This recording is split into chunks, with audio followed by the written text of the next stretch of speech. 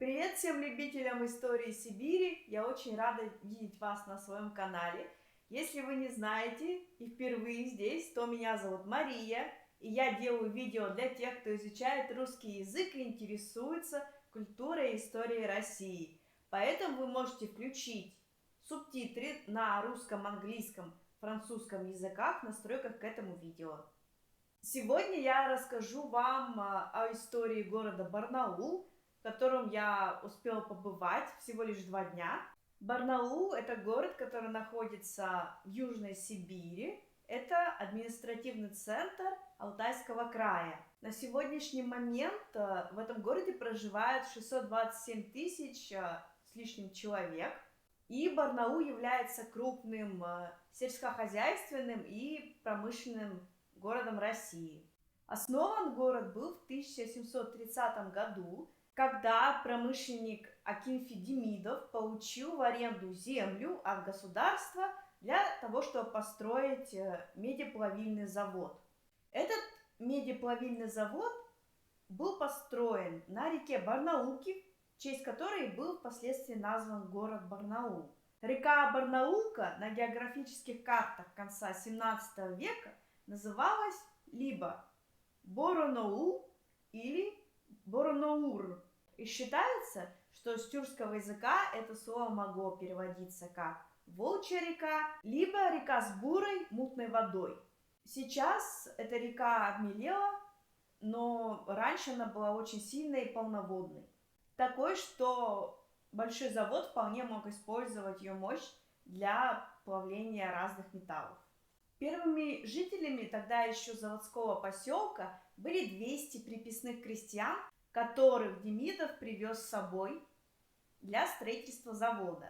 Кто такие приписные крестьяне? Так как тогда в Российской империи было крепостное право, и каждый крепостной крестьянин обязан был уплачивать что-то вроде налога либо своему помещику, либо государству, если он принадлежал государству. Но также эти крестьяне могли быть приписанными к какому-либо производству, например, заводу, где они отрабатывали этот налог или долг государству.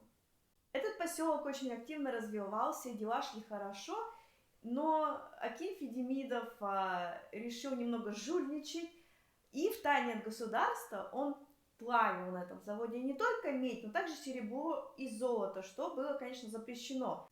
Когда об этом узнали, все заводы Демидова были конфискованы, и теперь они принадлежали императорской семье. Конфискация завода никак не повлияла на сам город, и он также продолжал усиленно развиваться. К концу XVIII века в Барнауле было построено первое кирпичное здание. Это здание было горной аптекой. Так как условия труда на сереброплавильном заводе были тяжелыми, то для лечения и здоровья рабочих была и организована эта аптека, где можно было купить какие-либо лекарственные средства, и также там оказывались услуги по лечению. В годы освоения Сибири эта горная аптека также была центром снабжения госпиталей других городов. Снабжала она их медикаментами, предметами ухода за больными, а также различными инструментами. Также в этой аптеке готовились лекарства из местных трав, которые выращивались через дорогу в аптекарском саду. Часть этого здания была отведена под жилье провизора или аптекаря. Часть и была, собственно, аптека, где можно было прийти и купить лекарства. Часть была складом, также там была лаборатория и комната для учеников.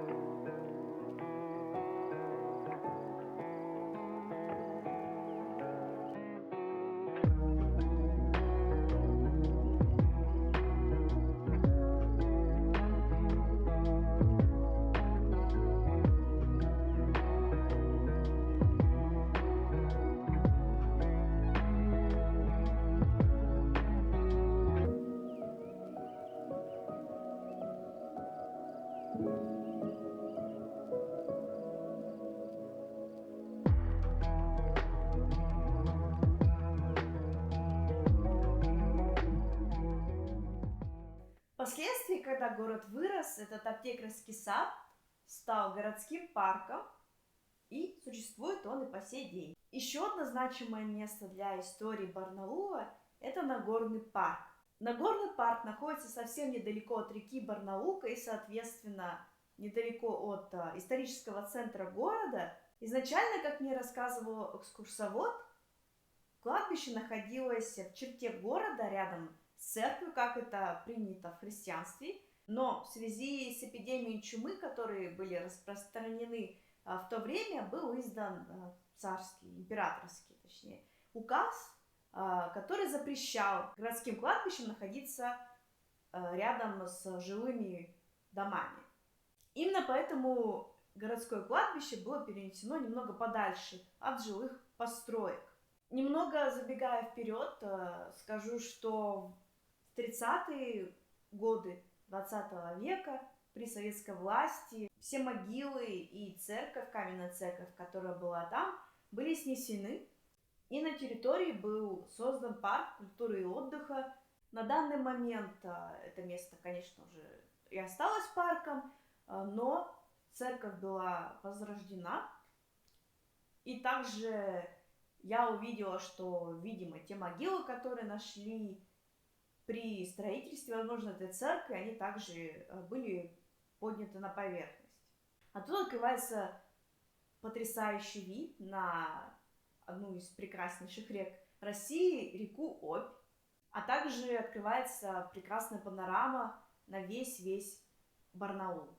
К столетию горного производства в Алтае был поставлен уникальный для того времени, первый в России такого типа памятник, так называемый Демидовский столб, который был посвящен трудовой деятельности работникам завода.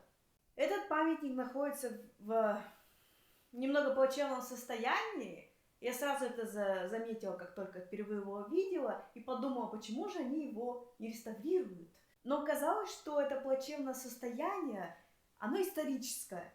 Во время гражданской войны в России город Барнаул был центром боев, то есть это Красная армия, Советская армия и Белая армия. Условно, это люди, которые хотели сохранить прежний строй. Так получилось, что этот столб стоял прямо посредине между ними. То есть с одной стороны площади в здании находились белые, с другой стороны находились красные. Они через этот памятник перестреливались друг с другом, поэтому он весь такой побитый и потрепанный. Также, когда Красная армия одержала верх, они хотели снять облицовку, и видно, как они пытались отковырять эти большие плиты. Все-таки у них это не получилось, и они так и остались на месте до сих пор. Поэтому вот такая вот историческая развалина, собственно, теперь с ней ничего нельзя поделать, потому что отреставрировав этот памятник, если это вообще возможно на самом деле, потеряется часть истории города и истории России. Вот так интересно. В 1893 году Барнаульский завод закрылся. На это повлияла отмена крепостного права, а также истощение природных ресурсов. Я бы была очень счастлива побывать на месте этого барнаульского завода исторического, но, к сожалению, так оказалось, что он находится в частной собственности, и он обнесен таким высоким непроницаемым забором.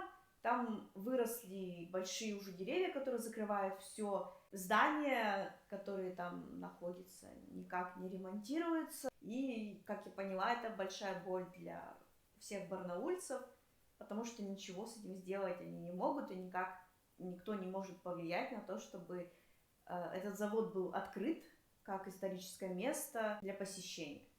Несмотря на закрытие завода, Барнаул остался центром бурно развивающегося сельскохозяйственного района. Хорошо развивалось свечное, кирпичное, пивоваренное и лесопильное производство. Буквально за короткое время этот город из небольшого заводского поселка вырос в достаточно крупный город Сибири. Например, в 1835 году в городе жило 9 тысяч человек, а в 1870-м 13-14 тысяч. В 1915-м уже 40 тысяч человек.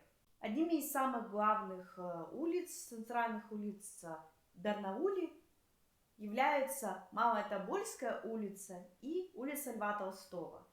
Улица Льва Толстого раньше называлась просто Тобольская, но она была переименована, причем, как ни странно, жителями самого города еще до революции в честь известного русского писателя Льва Толстого. Это было желание самих горожан, потому что, конечно же, с приходом советской власти все улицы были переименованы по желанию советских вождей. На улице Тобольской в двухэтажных домах жили и торговали известные купцы своего времени.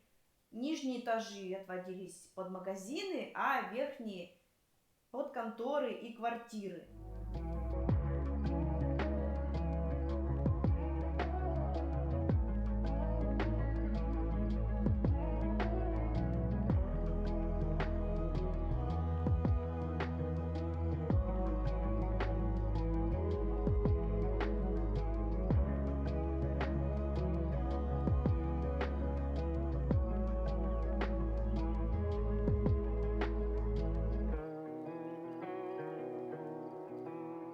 Улица Малая Тобольская сейчас это пешеходная улица, она находится прямо рядом с рекой Барнаулкой, и с нее же открывается вид на Нагорный парк.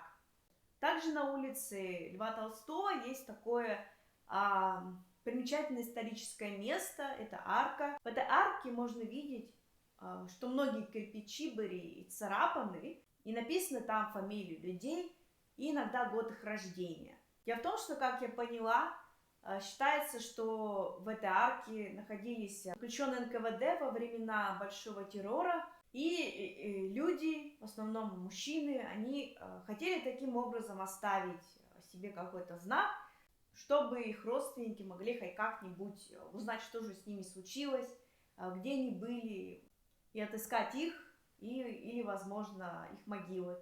Приходили, забирали людей, не говоря, куда они их везут, никому. Их родственники никак не могли узнать, что даже с ними случилось, находятся ли они в лагере, или они уже были расстреляны. Эта тайна хранилась многие-многие десятилетия, и только уже к концу существования СССР были раскрыты архивные данные, и только тогда родственники могли более-менее точно узнать, что же случилось с их родными. К сожалению, в 1917 году в Барнауле случился большой пожар, выгорело 60 кварталов. Хорошо, что вот эти исторические улицы, как я вам рассказывала, они остались в целости и сохранности. В целом, в советский период Барнаул также остался крупным агропромышленным и промышленным центром.